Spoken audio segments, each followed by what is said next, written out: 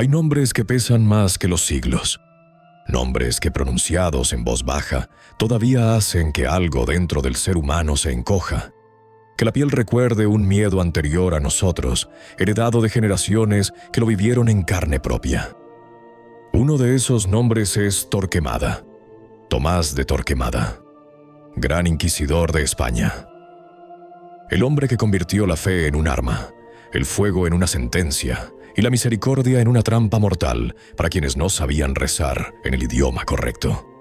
Esta es su historia, completa, sin condenas fáciles ni absoluciones cómodas, porque para entender a Torquemada hay que entender el mundo que lo creó. Un mundo donde la religión no era solo espiritualidad, era política, poder, linaje, sangre. Un mundo convulsionado, en el filo de la modernidad, que eligió la hoguera como respuesta al miedo. Acompáñanos. Vamos a entrar al corazón de la Inquisición española y al corazón del hombre que la definió para siempre, el niño de Valladolid. Corría el año 1420. En la ciudad de Valladolid, en el corazón de Castilla, nació un niño en el seno de una familia que ya cargaba con el peso de la historia. Tomás de Torquemada, sobrino de Juan de Torquemada, uno de los teólogos más respetados de su tiempo, cardenal y defensor intelectual de la Iglesia Católica ante el Concilio de Basilea. Pero aquí comienza la primera gran paradoja de esta historia. Los Torquemada tenían sangre conversa. Su tío, el cardenal, era, según las investigaciones del historiador Henry Charles Lea, y confirmado por el propio Hernando del Pulgar, cronista de los Reyes Católicos, descendiente de judíos convertidos al catolicismo, conversos, los mismos que el joven Tomás perseguiría décadas después con una ferocidad sin precedentes. La ironía histórica, señores, pocas veces ha sido tan brutal. Desde muy joven, Tomás ingresó a la Orden de los Dominicos, también conocida como la Orden de Predicadores, fundada 2 siglos antes por Santo Domingo de Guzmán. Una orden forjada en la teología, en el debate intelectual, pero también con una larga y oscura relación con la represión de la herejía. Los dominicos habían sido, no por casualidad, los principales operadores de la Inquisición medieval en Francia. Tomás ascendió rápido. Fue prior del convento de Santa Cruz, en Segovia, durante 22 años. Era conocido por su austeridad casi enfermiza. Nunca comió carne, nunca usó sábanas de lino, caminaba descalzo. Su ascetismo no era performance, era convicción, era la armadura de un hombre que había decidido no pertenecerle al mundo, sino a una idea. Una idea que con los años se volvería terror. El confesor de los reyes. Para comprender por qué Torquemada se convirtió en lo que se convirtió, hay que comprender la España de la segunda mitad del siglo XV. Una España fragmentada, en guerra constante contra el Islam en el sur, desgarrada internamente por conflictos nobiliarios y profundamente ansiosa por su identidad religiosa. En 1469, Isabel de Castilla se casó con Fernando de Aragón, la unión que definiría el destino de la península ibérica. Y entre sus asesores más cercanos, desde muy temprano, estuvo un dominico de Segovia, Fray Tomás de Torquemada. Él se convirtió en confesor de la reina Isabel. Una posición de confianza absoluta, de acceso al oído más poderoso de Castilla. Pero más que eso, Torquemada era su guía espiritual desde antes de que ella fuera reina. Existía entre ellos una relación formada en la juventud de Isabel, cuando él ya era prior en Segovia. Según el cronista Hernando del Pulgar, fue el propio Torquemada quien desde temprano le plantó en la mente a Isabel una idea que nunca la abandonaría: la necesidad de purificar España, de crear un reino verdaderamente cristiano, sin máscaras ni hipocresías religiosas. En ese contexto, la Inquisición española no fue un invento de Torquemada. Fue una respuesta política a una crisis social real. Desde mediados del siglo XIV, España había vivido oleadas de violencia antisemita. En 1391, una serie de pogromios devastadores recorrió Sevilla, Valencia, Toledo y Barcelona. Decenas de miles de judíos fueron masacrados. Muchos otros, para salvar sus vidas, se convirtieron al cristianismo, pero la sociedad española no los aceptó. Y comenzó a sospechar, ¿eran sinceras esas conversiones o seguían practicando el judaísmo en secreto? Los llamaron conversos, o, con desprecio, marranos. Y su existencia creó una tensión social que llevaba décadas acumulándose como presión dentro de una olla sellada. La Inquisición española, instaurada oficialmente por bula papal en 1478, fue la válvula, y Torquemada sería quien la abriera. El gran inquisidor. El 11 de febrero de 1482, el Papa Sixto IV nombró a 8 inquisidores para Castilla. Torquemada era uno de ellos. 2 años después, el 17 de octubre de 1483, el Papa Inocencio VIII lo nombraría Inquisidor General de Castilla y Aragón, el puesto más alto que jamás existió dentro del aparato inquisitorial español. Un cargo sin precedentes en poder real, que lo colocaba por encima de los obispos, respondiendo únicamente al Papa y a los reyes. Tomás de Torquemada tenía 63 años. Estaba en el cenit de su influencia y tenía muy claro lo que iba a hacer con ella. Lo primero que hizo fue crear estructura. Instaló tribunales del Santo Oficio en las principales ciudades: Sevilla, Toledo, Valencia, Zaragoza, Barcelona, Valladolid. Una red de vigilancia religiosa que cubría toda la corona. Lo segundo, publicó las instrucciones. En 1484, 1485 y 1488 emitió una serie de instrucciones procesales que codificaban exactamente cómo debía operar la Inquisición. Eran documentos meticulosos, casi modernos en su burocracia. Tenían procedimientos para la denuncia, el arresto, el interrogatorio, la sentencia. Torquemada no era solo un fanático. Era un administrador genial al servicio de una causa que él consideraba divina. Y aquí llegamos a la parte que la historia recuerda con más horror. El proceso inquisitorial bajo Torquemada era una maquinaria de presión psicológica casi perfecta. Comenzaba con el edicto de gracia. Se anunciaba públicamente que los conversos que se entregaran voluntariamente y confesaran su judaísmo secreto recibirían una penitencia menor. Esto servía a 2 propósitos. Obtenía confesiones fáciles y, crucialmente, generaba listas de cómplices, porque al confesar, el acusado debía nombrar a otros. La delación era la columna vertebral del sistema. Si no te entregabas voluntariamente y eras denunciado, el proceso cambiaba. Eras arrestado, tus bienes inmediatamente confiscados y llevado a una cárcel inquisitorial. Allí esperabas, a veces durante meses, sin saber quién te había acusado ni cuáles eran los cargos exactos. El secreto era una herramienta deliberada de terror psicológico. El interrogatorio venía después, y si el acusado no confesaba, la Inquisición tenía un recurso que Torquemada, siguiendo la tradición medieval, utilizó: la tortura. Para entender a Torquemada hay que entender el auto de fe. Porque el auto de fe no era solo una ejecución, era un espectáculo, un ritual de poder diseñado para impactar profundamente en la psique colectiva. El proceso comenzaba días antes, se anunciaba públicamente. Las ciudades lo esperaban como un evento de importancia máxima. Las autoridades civiles y eclesiásticas participaban en procesiones solemnes. El pueblo era convocado y en muchos casos obligado a asistir. El día del auto, los condenados eran sacados en procesión, vistiendo el San Benito, una túnica de tela amarilla con cruces pintadas que los identificaba como penitentes. Los que iban a ser ejecutados llevaban San Benitos con llamas pintadas. Los que habían sido condenados a muerte en ausencia, porque habían huido o habían muerto antes del juicio, cargaban efigies de paja. Se leían las sentencias en voz alta ante toda la multitud.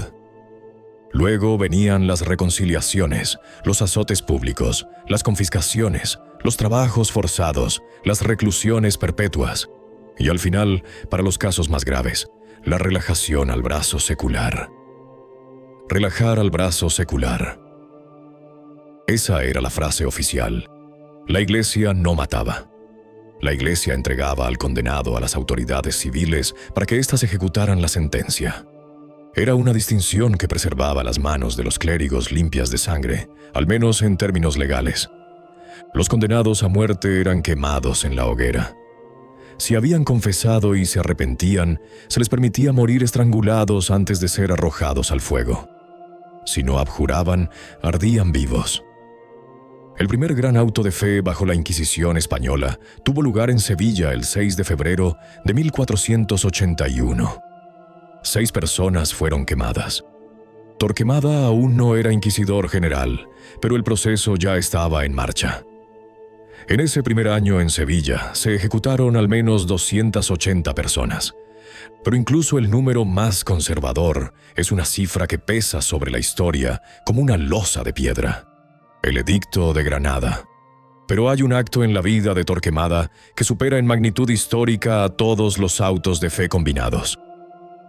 Un acto que cambiaría para siempre el rostro de España y que resonaría en los siglos venideros como uno de los grandes crímenes de la historia. El 31 de marzo de 1492, los reyes católicos firmaron el Edicto de Granada. Ese mismo año del descubrimiento de América. El mismo año en que España abría una puerta hacia el futuro, cerraba a sangre y fuego otra que llevaba siglos abierta. El Edicto de Granada ordenaba la expulsión de todos los judíos de los territorios de la Corona de Castilla y Aragón. Todos. Los que no se convirtieran al catolicismo tenían hasta el 31 de julio de ese año para abandonar España. 4 meses para liquidar sus bienes, sus casas, sus negocios, sus vidas. 4 meses para abandonar una tierra donde muchos llevaban generaciones, donde habían construido sinagogas y bibliotecas, donde habían servido como médicos, filósofos, traductores, financistas. El número de expulsados es uno de los debates históricos más intensos.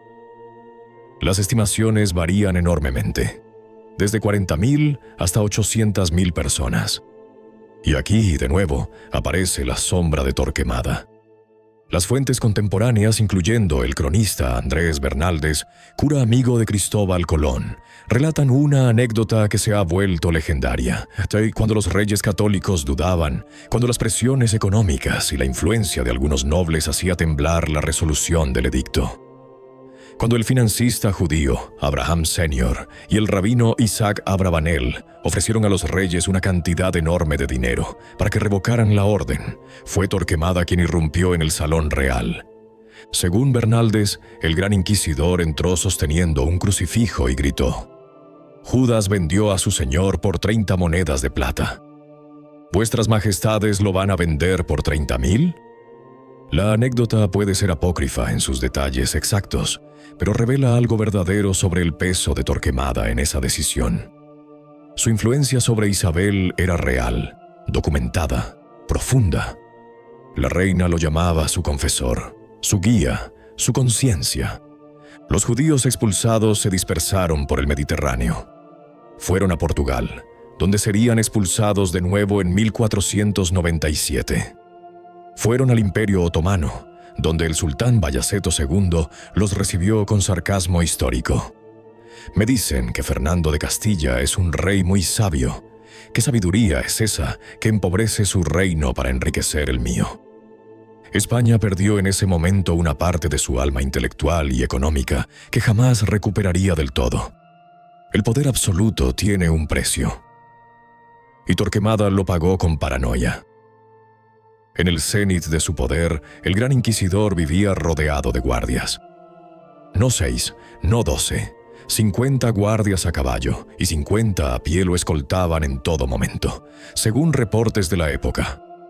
Se negaba a comer cualquier alimento que no hubiera sido preparado bajo supervisión directa, temiendo el veneno.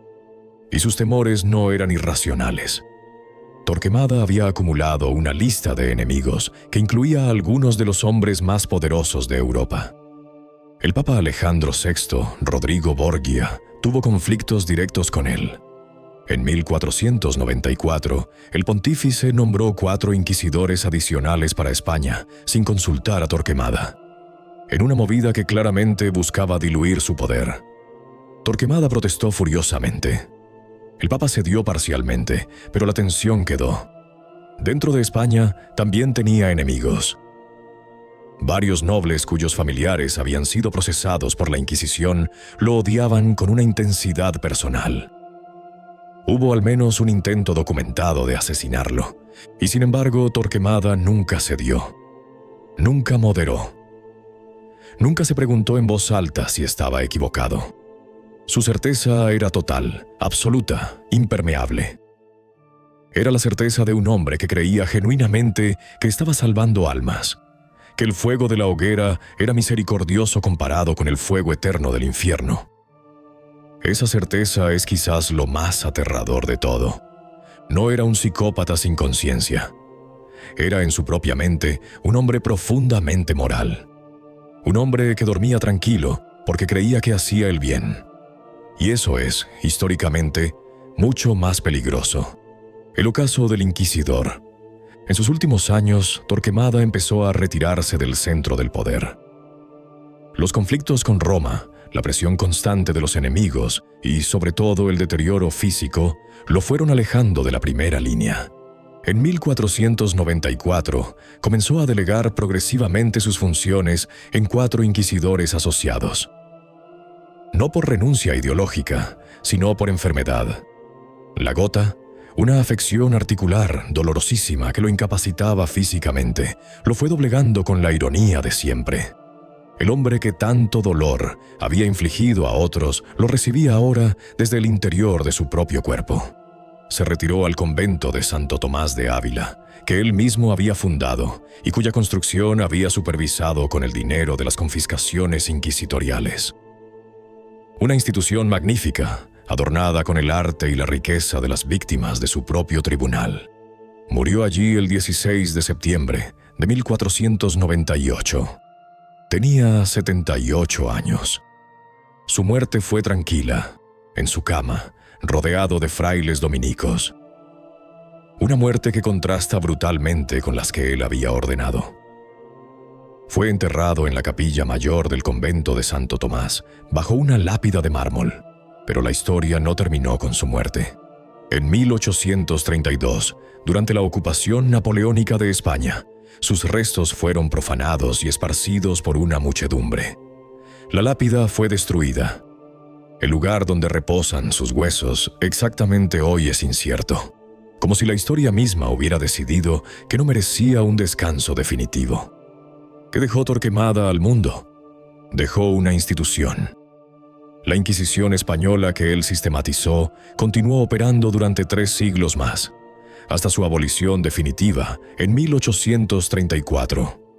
3 siglos de tribunales, de sanbenitos, de procesos secretos. Sus instrucciones fueron el manual operativo de todo ese periodo. Dejó un nombre que se convirtió en sinónimo universal de fanatismo religioso, de intolerancia, de la violencia que emerge cuando el poder y la certeza se fusionan sin ningún contrapeso. Pero también dejó algo más sutil, más perturbador. Demostró lo que puede ocurrir cuando un Estado usa la religión como instrumento de control social, cuando se crea un aparato de vigilancia basado en la delación, en el secreto, en el miedo, cuando se convierte la diferencia religiosa en delito de Estado, el fuego y la memoria. Hay nombres que pesan más que los siglos. Torquemada fue un hombre de su tiempo, un tiempo brutal, convulsionado, asustado, pero también fue un hombre que eligió la certeza sobre la duda, el fuego sobre el diálogo, el terror sobre la misericordia. Y esa elección, tomada en el nombre de Dios, en el nombre de la pureza, en el nombre de una España unida e inmaculada, recayó sobre miles de vidas reales. Hombres y mujeres que amaban, que tenían familias, que rezaban a su manera, que simplemente intentaban sobrevivir en un mundo que de repente les declaró enemigos por la sangre que corrían en sus venas o por la forma en que plegaban sus manos para orar. Necesitamos recordar que la intolerancia raramente llega gritando que es intolerancia. Llega vestida de virtud, llega con argumentos, con estructuras, con procedimientos, llega convencida de que hace el bien. Y esa es la lección más oscura y más necesaria de Tomás de Torquemada, gran inquisidor de España. La hoguera puede tener muchos nombres, y siempre encuentra quien la encienda.